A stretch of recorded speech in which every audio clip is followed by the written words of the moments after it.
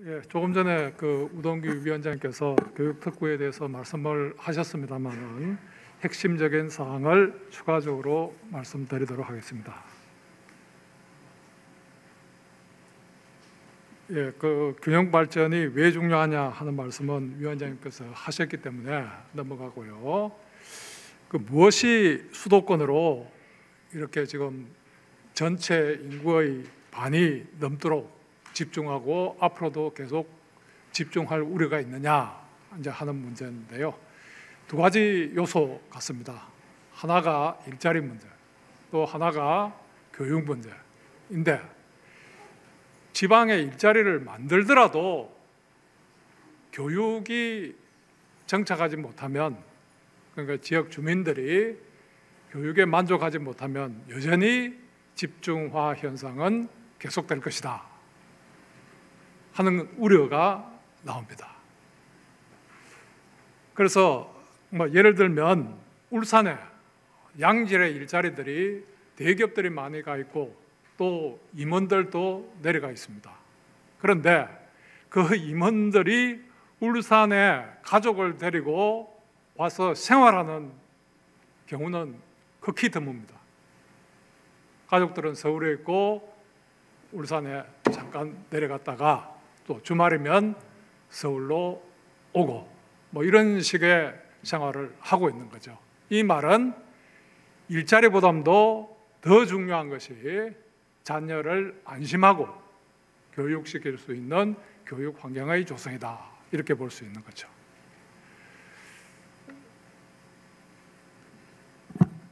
그래서 이 교육을, 지방의 교육 문제를 해결하는 것이 균형 발전의 가장 중요한 요소 중에 하나다, 이렇게 볼 수가 있습니다. 자, 그러면 교육을 위해서 수도권으로, 서울로 집중하고 있는데, 그럼 서울 교육은 만족할 만한 것이냐?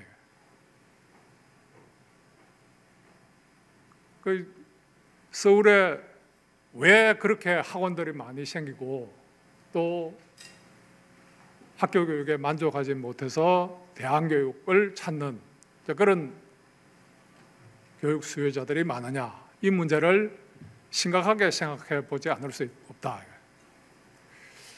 그래서 어떤 면에서는 서울에 집중하는 것이 학교를 찾아서 오는 게 아니라 사교육의 기회를 찾아서 오는 것 아니냐, 우리가 솔직히 한번 분석해 볼 필요가 있다, 이렇게 봅니다.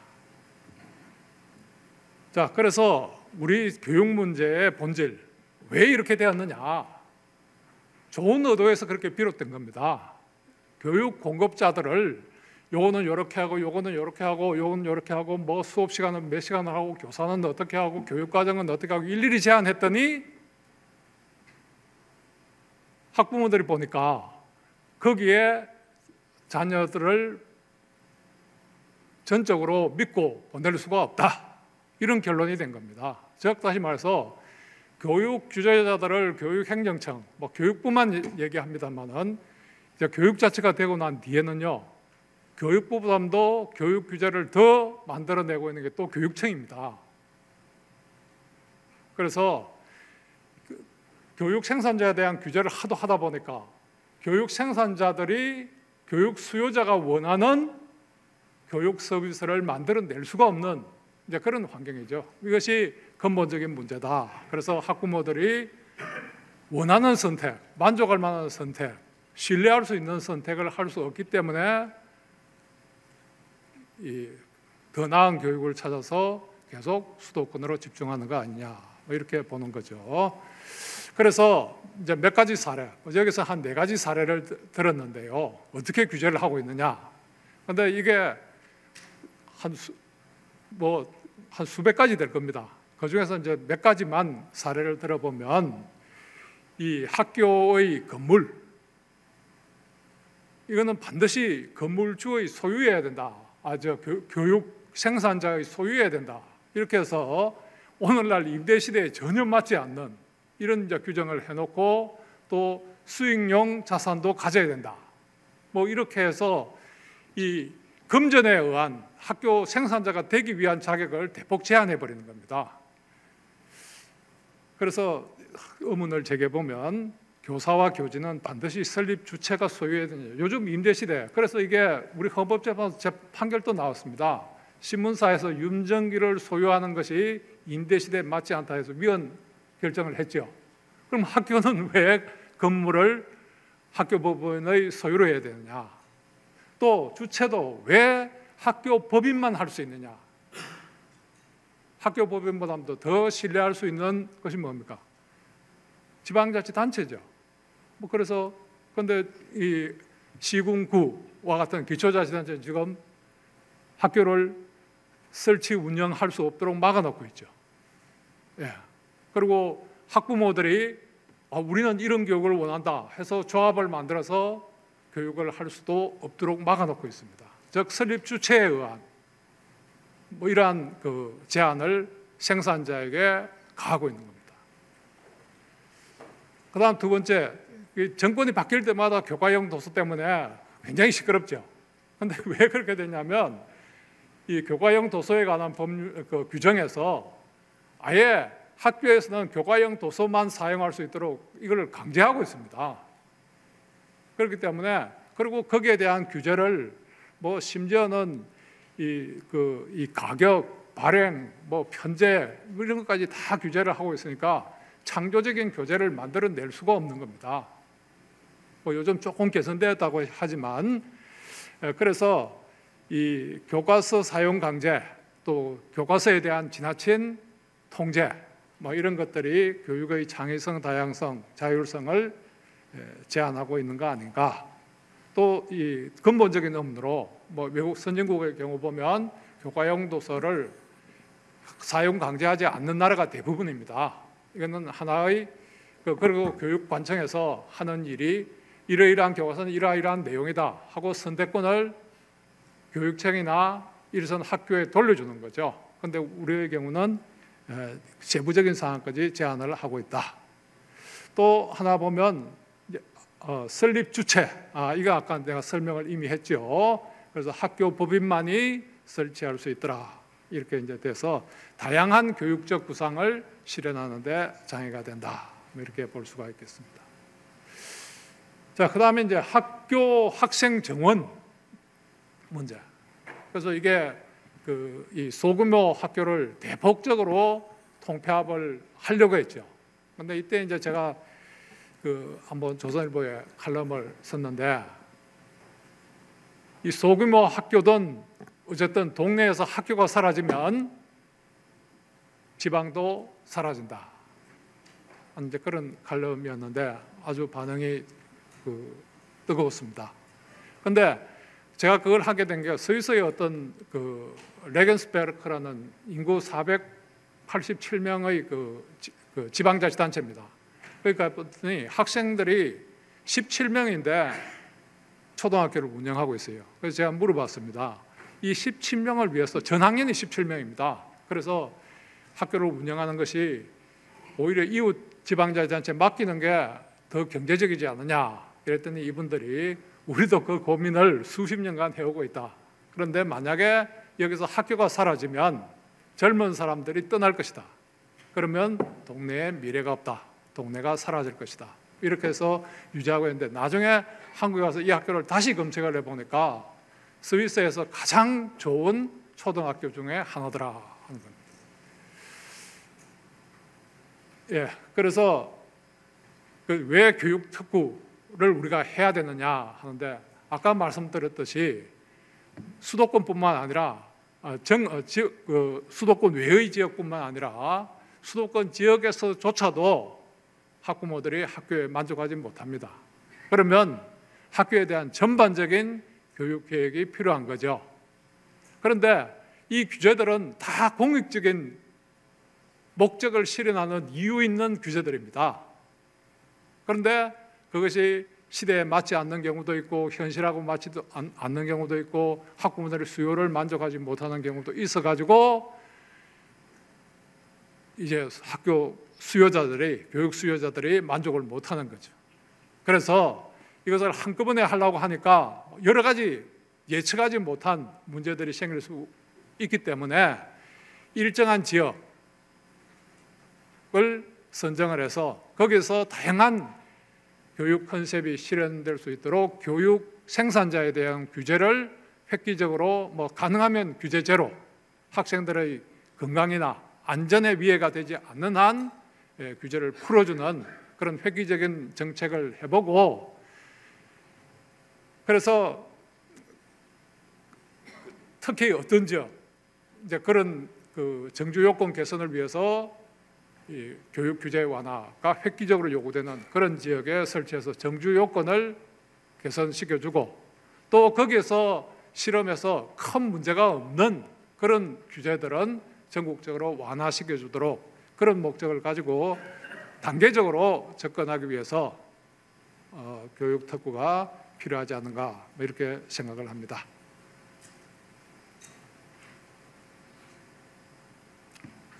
그래서 교육 특구가 뭘 의미하느냐? 그래서 이게 지역 특화 발전 특구에서 이미 교육 특구라는 말이 나와요. 근데 이거하고는 그거는 이제 특정한 어떤 기업 산업 활동을 위한 것이고, 여기서 말하는 교육 특구는 교육에 대한 규제에 대한 전반적인 이 해제 이런 거를 의미하기 때문에 그 규모 면이나 또 내용 면에서 상당한 차이가 있다 이렇게 볼 수 있겠습니다. 그래서 정리를 해보면 교육 공급자에 대한 규제를 획기적으로 개선하여 교육의 창의성과 다양성, 자율성을 제고하고 교육 수요자의 실질적인 선택 자유를 보장하기 위해서 초중등학교의 설치 운영에 대한 특례가 인정되는 지역.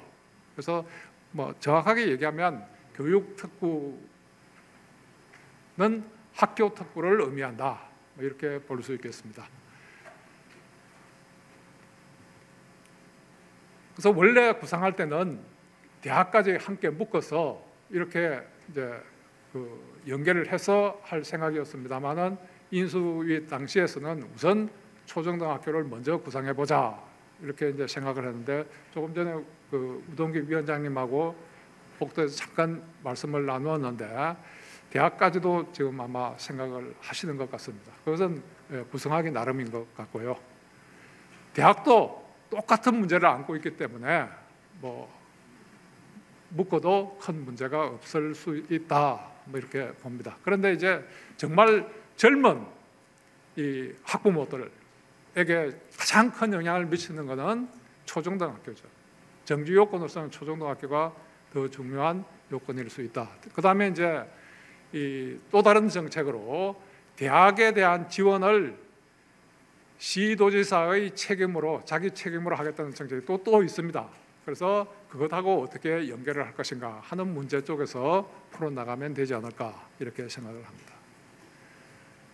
그 다음에 이제 제도권 학교에 대해서는 아까 설립이라든가 교육 내용, 아까 제가 말씀 안 드린 게 좀 복잡하기 때문에 말씀을 안 드렸는데요. 교원에 대한 문제, 그 다음에 교육 과정에 대한 문제 등등, 무엇을 가르치고 어떻게 가르칠 것인가 이런 문제에 대해서 규제를 획기적으로 열어서 제도권 학교에 대한 학부모의 선택의 폭을 넓혀서 이제 궁극적으로는 한편으로는 그 안에서 교육 혁신이 특구 안에서 일어나고,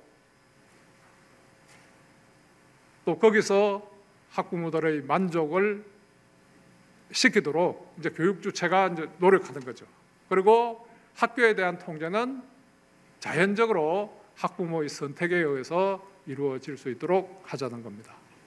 그 다음에 두 번째 문제, 학교 교육에 대해서 만족을 못하니까 이 대안교육을 채택하게 되는데, 이 대안교육 중에서는 세계적으로 공인된 검증된 그런 대안교육들이 있습니다. 그런데 이것이 이 학교가 굉장히 비싸죠. 그래서 일명 귀족학교로 불리고 있고, 그 다음에 이 귀족학교들하고 불리고 있지만 이 학교 입장에서 보면 제도권에 들어가면 지원을 해줍니다. 그런데 제도권에 들어가면 원래의 교육 구상을 지킬 수가 없어요. 그런데 이것을 교육 정의의 측면에서 보면 교육 수요자가 제도권 학교를 선택한다고 해서 지원을 해주고 제도권 밖에 있는 교육을 선택한다고 해서 지원을 하지 않는 것은 이 교육 정의, 실질적 평등에 어긋나지 않느냐, 그래서 그런 경우에도 지원을 해서 이 학비에 의한 장벽을 해소해서 귀족학교의 그 틀을 벗어나도록 하고 학부모의 선택의 자유를 해서 이제 공교육과 대안교육, 그러니까 제도권 학교와 이 비제도권 학교 간에도 경쟁을 할 수 있도록 해서, 경쟁이라는 건 뭐 항상 혁신을 유발하는 거죠. 예. 그다음에 이제 이 비제도권 학교의 경우에 대단히 열악합니다. 그래서 학부모들을 선택할 때 제일 불안한 게 선택의 기준을 알 수가 없어요. 그래서 학교에 대한 상세한 정보, 교육 과정에 대한 것부터 시작해서 교원에 대한 거, 학교 뭐 환경에 대한 거, 이런 거를, 또 안전에 대한 거, 이런 거를 상세히 정보를 공개하도록 뭐 이렇게 해서 학부모들의 선택에 도움을 주도록 뭐 이렇게 해서, 한편으로는 교육 생산자에 대한 규제를 완화하고 다른 한편으로는 교육의 질을 향상시킬 수 있도록 해보자. 그렇게 해서 학부모들의 만족을 이끌어내고 안심하고 자녀를 맡길 수 있도록, 전국 어디에서 거주하더라도 자녀 걱정이 없는 그런 교육 환경을 만들어 보자 하는데요. 세계적인 기업 도시로 이제 제가 몇 번 가고 거기 시장도 여러 번 만났던 스위스의 추크라는 도시가 있습니다. 우리나라도 뭐 블록체인 때문에 좀 많이 알려졌죠. 그래서 거기 또 제일 먼저 신경 쓴 게, 거기에 세계적인 기업들이 들어왔는데 교육 환경을 어떻게 개선할 것인가, 여기에 가장 큰 역점을 둬서 거기에 종사하는 그 기업의 그 관계자들이 안심하고 교육을 시킬 수 있도록 이제 그렇게 만들었고, 인구가 3만인데 그게 이제 칸톤까지 합쳐서 12만입니다. 거기에 5개의 외국인 학교를 유치해서 뭐 교육에 대해서는 큰 염려를 안 해도 될 정도로 세계적인 수준의 교육을 하고 있는 것을 보았습니다. 예, 아까 설명을 드렸고요. 그다음에 이제 어디에 설치할 거냐, 설치 단위를 어떻게 할 거냐 하는 문제인데, 이것도 이제 좀 더 연구를 하고 토론을 해야 되겠습니다만은, 이 광역 단위의 전체를 특구로 하는 데는 좀 범위가 너무 크지 않느냐. 그래서 기초 단위, 시군구 단위를 한번 생각을 해봤고요.